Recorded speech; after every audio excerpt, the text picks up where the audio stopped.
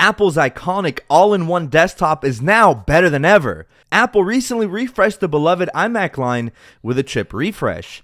Externally, the prior M1 iMacs and these new M3 equipped iMacs look exactly identical to each other, with the same array of bright and energetic colors being offered. However, the real magic lies within the upgraded M3 chip inside, promising a performance boost that takes your iMac experience to a whole new level. This computer has it all for the majority of people, whether you're a student, need a family computer, or if you want a Mac for basic work and play, then look no further. In today's video, we're going to unbox this brand new M3 iMac, which I picked up in this gorgeous green color, as well as cover everything that's new. What I will say though is current M1 iMac owners don't need to go out and upgrade. This is your pretty standard internal refresh that only makes the iMac snappier. Join me as we cover this all new M3 iMac as we highlight what's new and why I think it's one of the best value all-in-ones in 2023 and going into 2024. So without further ado, let's go ahead and get things started.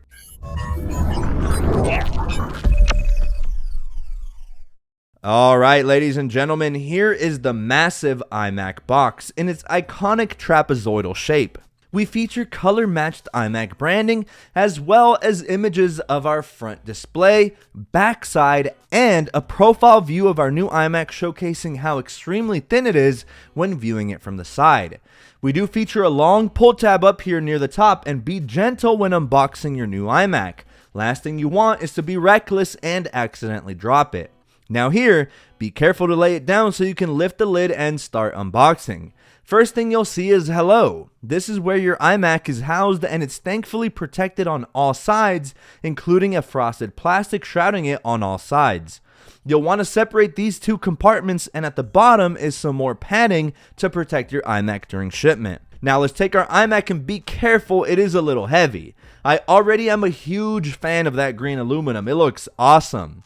But we'll set that off to the side for now as we dig deeper into the contents of our box. Up next is our accessory box, indicated by the magic keyboard, cable, and mouse icon. Here we see our color-matched braided AC adapter. On the brick itself is our Ethernet port, should you happen to have the iMac with that option. Then we have our literature packet, complete with a quick start guide, as well as a color-matched turquoise colored Apple sticker. Following that is our power cord. This is what will be plugged into your wall. Otherwise, how do you expect the iMac to turn on, you know? We have our color-matched magic mouse protected in this film as well. It's still really stupid how this thing charges, and it hasn't been changed in literally like a decade. It's so weird.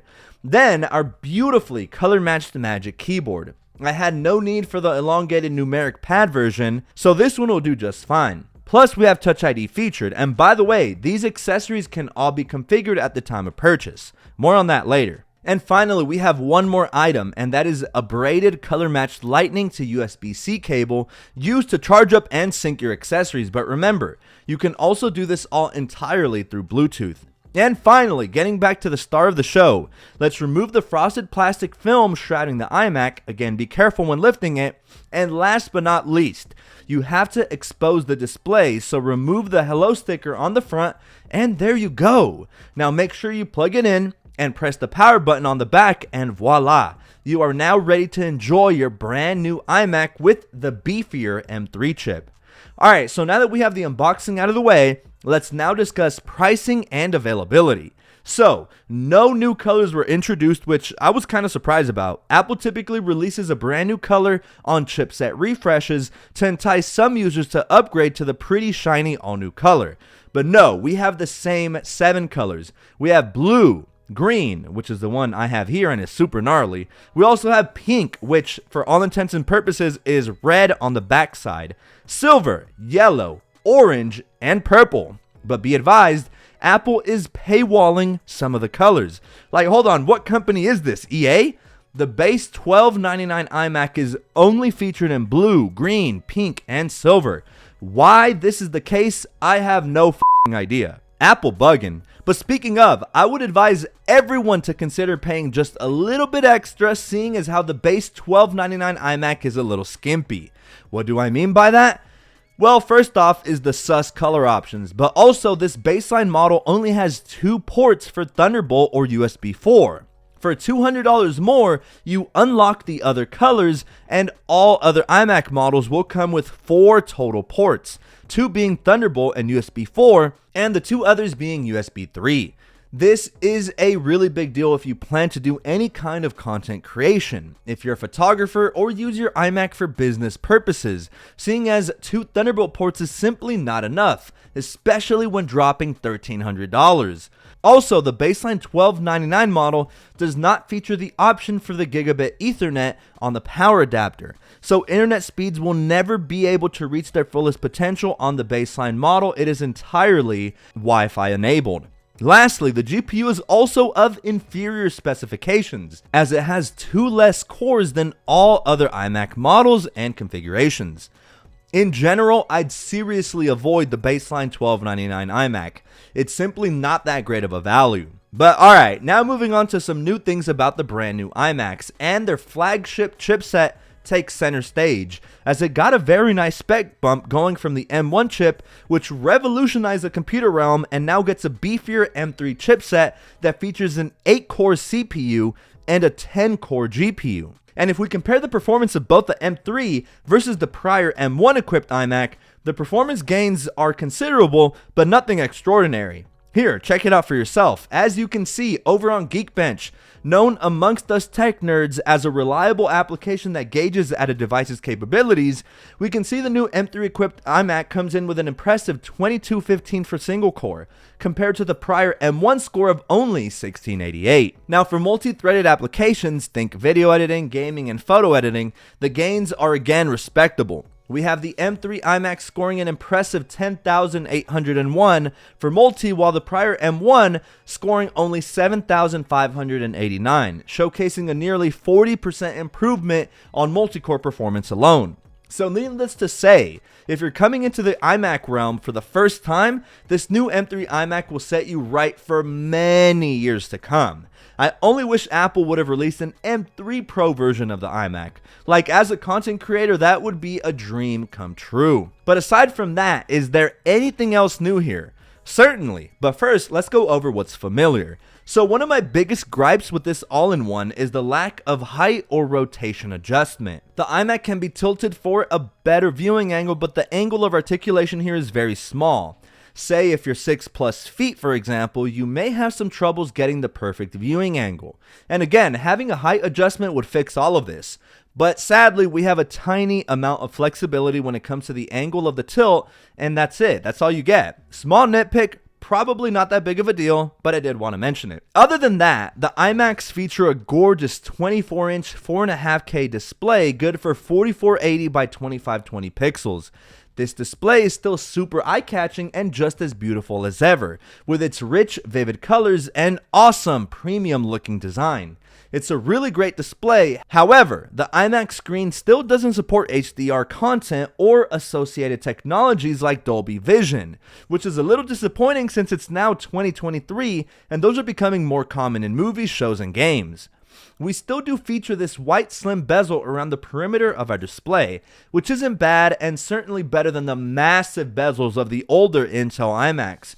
But we still do feature a very prominent chin at the bottom in your chosen color, and that color happens to be more pastel-like. At this point, the chin is just iconic on the iMac, but I'd absolutely love to see a full-screen iMac one day in the future, kind of like Apple's current Studio displays or Pro XDR displays. Before the October Apple event, there was speculation Apple would release some kind of an iMac Pro with a bigger display, probably 27 inches or larger, but that never came to fruition, although I don't know what Apple is waiting for. That iMac Pro would be a bestseller. I'd definitely consider getting one as a family computer, but I don't know, I guess Apple at times doesn't like money. Kinda odd if you ask me. Taking a look at the backside of the iMac M3, and that's where you'll find your I/O as well as your power button and this massive inset polished Apple logo. The power button and those 4 ports are here, blending seamlessly into the back of the screen, creating an elegant solution to keeping the iMac looking as clean as possible.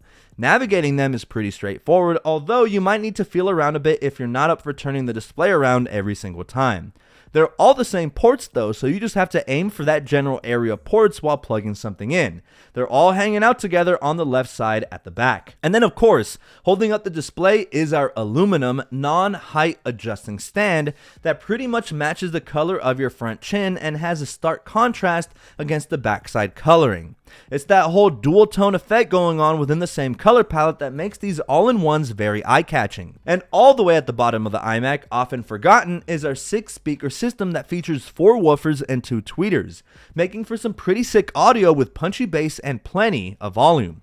I enjoy watching my favorite shows on this massive and vivid display, and while working, say looking at charts on the stock market or while scripting for my next video, I love blasting some Latin music or Slipknot. It just depends on the vibe, and I just get totally immersed in my work.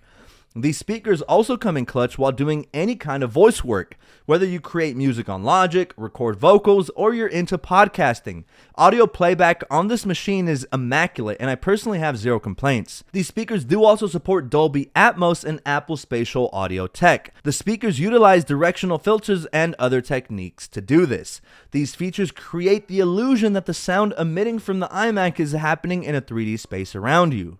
Mounted at the center of the top bezel on the iMac M3 is the 1080p FaceTime camera, ideal for selfies and video calls. You'll have no issues looking your best on FaceTime, Zoom, and other video conferencing apps. The iMac boasts a triple mic array that appears to function pretty effectively. While I wouldn't suggest relying on it for tasks demanding top-notch audio quality, such as podcast recording, it more than suffices for fundamental activities like FaceTiming with family. During such instances, I had no beef about the sound quality. It sounded just fine if you want me to be honest. And lastly, we can't forget about the tools that help us drive these beautiful computers. At the time of purchase, you can configure to iMac to come with a Magic Mouse or a Magic Trackpad, or both, as well as your choice of a Magic Keyboard with Touch ID or the elongated Touch ID version of the Magic Keyboard with the numeric pad. My recommendation is simple. If you're going to use the iMac for productivity purposes, definitely consider getting a Magic Trackpad. For example, editing on Final Cut Pro with a Magic Mouse can be rough at times, but with a trackpad, it's a breeze. But I mentioned there's some small tweaks and other refinements at the beginning, and those include the iMac M3 now supports Wi-Fi 6E and Bluetooth 5.3, an upgrade from the Wi-Fi 6 and Bluetooth 5 found on the prior iMacs featuring the M1 chip, and they have better image processing and support for modern graphics tech like hardware accelerated ray tracing. So in the end, what is the verdict? The new M3 equipped 2023 iMacs are spectacular for just about everyone. The fact it's an all-in-one makes it a compelling and attractive option for those wanting a reliable PC for years and years to come, and there's no better time than now to pick one up. The upgrade from the M1 iMacs is less compelling, seeing as mostly everything is the same except for the power under the hood. Offering all the same advantages as its predecessor, the 2023 model maintains the elegant, colorful design, a remarkably thin display that catches the eye, and excellent speakers. Recommending the 2021 M1 iMac was a breeze for me, especially to families, students, teachers, and anyone seeking a desk-bound Mac for basic work and play. This is primarily because it delivers an abundance of features in one compact package. For me, the iMac is an easy recommend. You'll be thrilled with this purchase if you are in the market for a new speedy PC. Otherwise, if you're upgrading, you gotta ask yourself why you need to upgrade. If you truly need the roughly 40-ish% increase in overall speed productivity, then by all means go for it. But don't expect something entirely different or anything revolutionary. It's more or less exactly like its predecessor, just with more horsepower and a few added and refined features. That's been it for my review on the new M3 2023 iMacs, but please tell me what you think down in the comment section below. I'd love to hear it. Guys, the holiday season is upon us, which means I know a lot of you all will be shopping for tech. So make sure if you have any tech related questions to join my bi-weekly Wednesday and Sunday evening live streams right here on YouTube, and that is Eastern Time. It's always a great time. I'd love to see you over there. I'm clocking out for now. Don't forget to hit that like button, and until next time guys, be safe, and I'll be catching you all real soon in my next video.